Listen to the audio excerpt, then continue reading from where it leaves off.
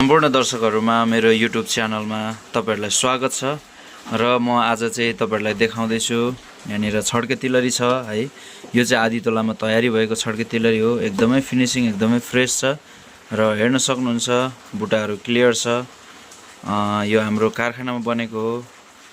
Nepali गहनाहरु total मेरो कारखानामा बन्छ र तपाईहरुले हेर्न सक्नुहुनेछ। यो चाहिँ तपाईको कतिमा बनेको, यो चाहिँ 21 सालमा बनेको छ है। एकदमै क्लियर सफा यो चाहिँ मैले आफैले बुटा हानेको हो है।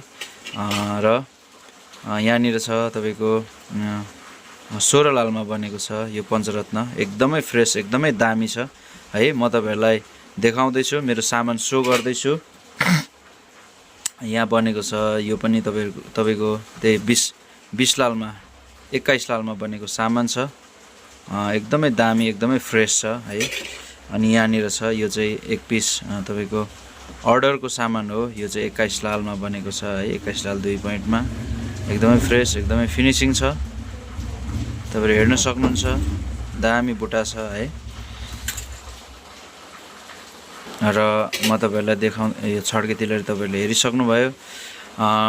यदि तपाईहरुलाई यस्तै फिनिशिङ र यस्तै फ्रेश सामानहरु चाहिन्छ भनेदेखि तपाईहरुले हामीलाई सम्पर्क गर्न सक्नुहुनेछ। र YouTube को बायोमा चाहिँ मैले नम्बर राखेको छु। त्यो नम्बरमा तपाईहरुले WhatsApp गर्न सक्नुहुनेछ। देश विदेशमा रहनु भएको साथीहरुले पनि विदेशतिर पनि हामी सामान पठाउँछौं अनि नेपालमा पनि तपाईहरुले यो सामान पाउन सक्नुहुनेछ। ल हुन्छ। तपाईहरुलाई कस्तो लाग्छ यो सामान तपाईहरुले भिडियोमा कमेन्ट पनि गर्न सक्नुहुनेछ। कमेन्ट सेक्सनमा गएर र मेरो YouTube च्यानललाई तपाईहरुले सब्स्क्राइब पनि गरिदिनु होला। हुन्छ, धन्यवाद।